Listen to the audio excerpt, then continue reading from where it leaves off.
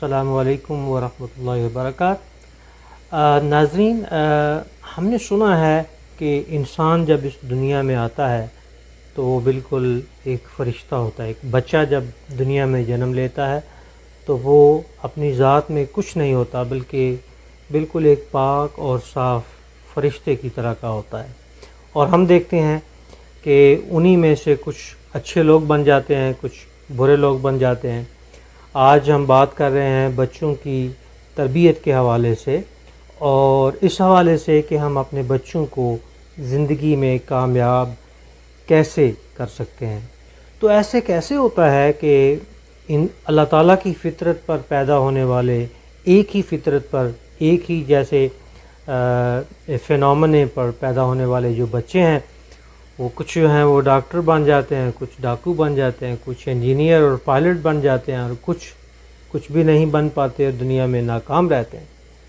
تو یہ ایک ایسا سوال ہے جس کے اوپر بے شمار لوگوں نے بہت غور کیا ہے، اور میں نے بھی، چونکہ میرا تعلق تعلیم اور تدریس سے ہے، اس حوالے سے نہ صرف یہ کہ کافی کام کیا ہے، بلکہ بہت ساری کانفرنسز ہوتی ہیں، بہت ساری میٹنگز ہوتی ہیں، بہت ساری جگہوں پہ جانا پڑتا ہے، اس بارے میں بحث کرنا پڑتا ہے۔ میں سمجھتا ہوں کہ دیکھیں، جب انسان دنیا میں آتا ہے تو لا محالہ اس میں کوئی شبہ نہیں ہونا چاہیے کہ وہ بالکل پاک اور صاف اور اللہ تعالیٰ کی فطرت پر ہوتا ہے۔ لیکن کیا ہوتا ہے کہ پھر دنیا اس کے اندر داخل ہونا شروع ہو جاتی ہے۔ ایک تو کچھ نہ کچھ وہ جب وہ پیدائش کے مرحلے سے گزر کے آتا ہے تو کچھ نہ کچھ تو وہ ماں کے بطن سے بھی لے کے آتا ہے۔ کچھ صلاحیتیں ایسی بھی ہیں جو اسے وراثت میں بھی ملتی ہیں، لیکن جب وہ دنیا میں آتا ہے تو دنیا جو ہے وہ حواس خمسہ کے ذریعے اس کے اندر داخل ہونا شروع ہو جاتی ہے، یعنی اس کے آنکھوں کے ذریعے، اس کے کانوں کے ذریعے، اس کے منہ کے ذریعے، اس کی ناک کے ذریعے، اور وہ جو کچھ چھوتا ہے اس کے ذریعے۔ دیکھیں، یہ کچھ ایسے ذرائع ہیں جن پر ہمارا اختیار ہے، اور کچھ ایسے ذرائع ہیں جن پہ ہمارا اختیار نہیں ہے، کیونکہ دیکھیں نا، جو ہی انسان پیدا ہوا اس کی جو نشو و نما کا عمل ہے وہ اسی وقت شروع ہو گیا۔ تو ایک چیز ہے جس پر ہمارا اختیار ہے، اور وہ ہے منہ، کہ بچے کے منہ میں وہ چیز جائے، والدین وہ چیز ڈالیں جو حلال ہو اور جو پاک ہو، جو اس کی تربیت میں اس کے لیے مددگار ثابت ہو۔ اسی لیے اسلام میں خاص طور پہ زور دیا گیا ہے کہ اگر آپ اپنی اولاد کی پرورش حلال کمائی سے کریں گے، اب یہ حلال کمائی سے مراد وہ نہیں جو ہم نے بنا رکھی ہے کہ میری کمائی حلال ہے اور دوسروں کی حرام ہے۔ ظاہر ہے آپ سب لوگ سمجھدار ہیں اور آپ جانتے ہیں کہ شریعت کس چیز کو حلال کہتی ہے اور کس چیز کو حرام کہتی ہے۔ اصل میں ہوتا یہ ہے کہ حلال اور حرام میں یہی ایک فرق ہے کہ ایک جو تاثیر ہوتی ہے نا حلال کے لقمے کی، اس سے وہ ایک منفرد ہوتی ہے، اور ایک جو احساس ہوتا ہے منفی قسم کا حرام کے لقمے کے ساتھ، وہ ایک اور طرح کا اس کا اثر جو ہے انسان کے کردار پر پڑتا ہے۔ تو آپ کیا کر سکتے ہیں کہ جو ہی بچہ دنیا میں آئے کوشش کریں کہ اسے ایسی خوراک دی جائے جو یقیناً جیسے میں نے ذکر کیا ہے ہماری اسلامی تعلیمات کے مطابق۔ اب چند چیزیں ایسی ہیں، جیسے وہ بچہ آنکھوں سے جو دیکھ رہا ہے، جو سن رہا ہے، جو وہ لمس حاصل کر رہا ہے، یہ ہمارے اختیار میں نہیں، لیکن قدرت نے اس کا ایک حل نکال رکھا ہے، اور وہ یہ ہے کہ جتنی چیزیں جاتی ہیں، جتنی بھی احساسات بچے کے اندر یا انسان کے اندر ان چیزوں کے ذریعے جاتے ہیں، اس کا مسکن ہے دماغ۔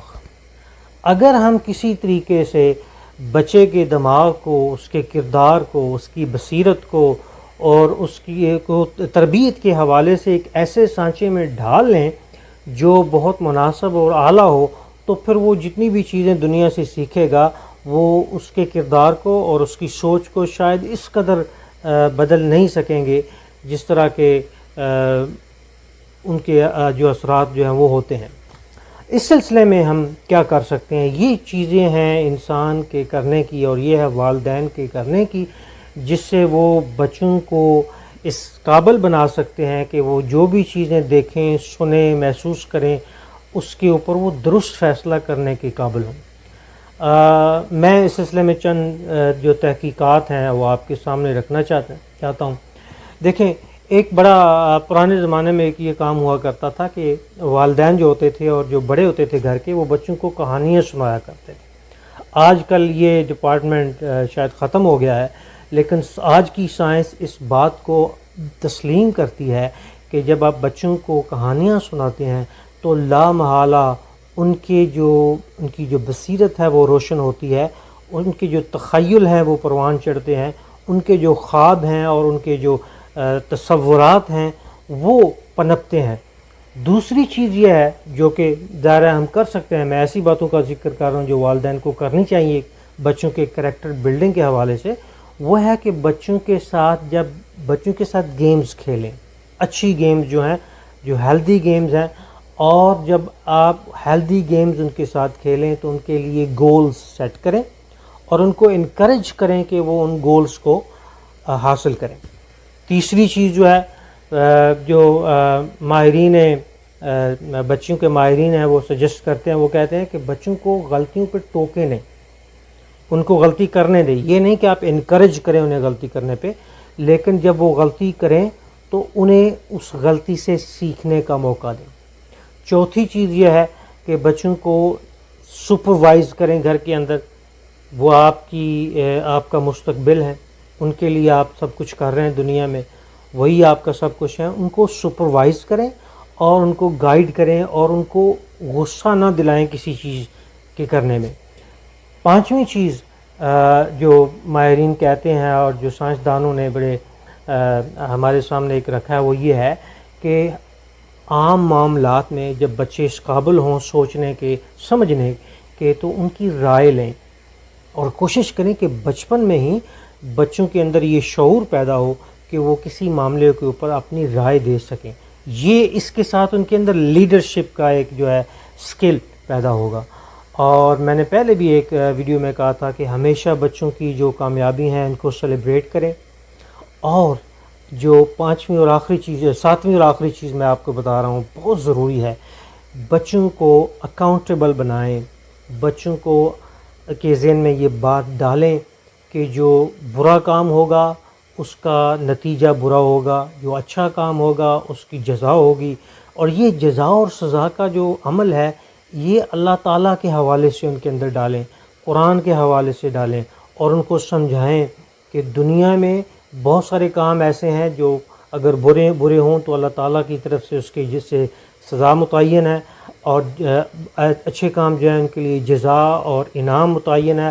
اور ساتھ ہی ساتھ انہیں یہ بھی بتائیں کہ اگر وہ اس لیول پہ ہیں، اس ذہنی لیول پر ہیں اور وہ سمجھ سکتے ہیں کہ دنیا کے بعد ایک آخرت بھی ہے اور اس میں بھی جزا و سزا کا ایک عمل ہے. دیکھیں، ان ساری اچھی چیزیں کرنے کے باوجود ہمیں 3 چیزیں ایسی ہیں جن کا خیال رکھنا ہے اور وہ بہت ضروری ہیں.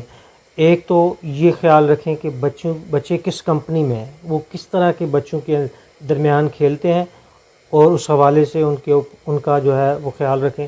دوسرا، اگر بچے آپ کے اسکول جا رہے ہیں، کائنڈر گارڈن جا رہے ہیں جسے ہم ڈے کیئر جاتے ہیں، تو وہاں کے ماحول کا اور وہاں کے اساتذہ کا اور ٹیچرز کا کو بھی جاننے کی کوشش کریں کہ کوئی ایسی بات نہ ہو جو وہ وہاں سے سیکھ رہے ہیں. اور تیسری چیز یہ ہے کہ جب کچھ وہ پڑھ رہے ہوں اور دیکھ رہے ہوں تو کوشش کریں کہ ان کو واچ کریں، کہیں وہ کوئی ایسا لٹریچر نہ پڑھیں، کہیں وہ کوئی ایسی چیز نہ دیکھیں جو مستقبل میں آگے جا کر ان کے کردار سازی میں مضر ثابت ہو. چند چیزیں ایسی ہیں جن کا پرہیز کرنا بہت ضروری ہے اور بہت نیگیٹیولی امپیکٹ کرتی ہیں بچوں کو، بہت ہی برا اور منفی اثر جو ہے پڑتا ہے بچوں کے اوپر. ان میں نمبر 1، سب سے بڑی چیز، کبھی بھی بچوں کے سامنے جھوٹ نہ بولیں، خصوصاً دانستہ جھوٹ نہ بولیں. کبھی بھی بچوں کے سامنے فیملی فائٹس جو ہوتے ہیں، آپ کے گھر کے مسائل اور جھگڑے ہیں، ان کو ایسے نہ پیش کریں، نہ ان کے جو آپ کے گھر کے جھگڑے ہیں، پہلی بات تو یہ ہے وہ بچوں کے سامنے ہونے ہی نہیں چاہیے. ٹھیک ہے جی. اور اگر کوئی ہے تو وہ اس طرح سے بچوں کے سامنے واضح نہ ہوں جس کے اوپر بچوں کے جو ذہن پہ برا اثر پڑے.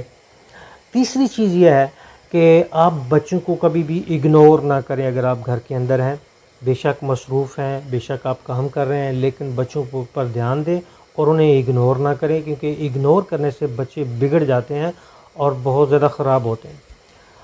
چوتھی چیز جو ہے معاشرتی برائیاں ہیں، یہ جو ہم گھر میں کسی کی غیبت کرنا، کسی کے بارے میں جھوٹ بولنا اور کسی دھوکہ دہی کی چیزیں اور اس طرح کے کام جو ہیں، یہ کبھی بچوں کے سامنے نہ کریں، کیونکہ ایسا کر کے آپ دراصل بچوں کو یہ بتا رہے ہیں کہ یہ چیزیں شاید جائز ہیں اور یہ ہوتی ہیں اور یہ ہو رہی ہیں اور یہ ہوتی رہیں گی. تو یہ بہت بری چیز ہے. اور آخری یہ ہے کہ کبھی بھی ایسا کام نہ کریں جو آپ بچوں کو سمجھا رہے ہیں اور وہ اس کے برعکس ہے. آپ بتا رہے ہیں بچوں کو یہ نہیں کرنا اور پھر آپ کر رہے ہیں.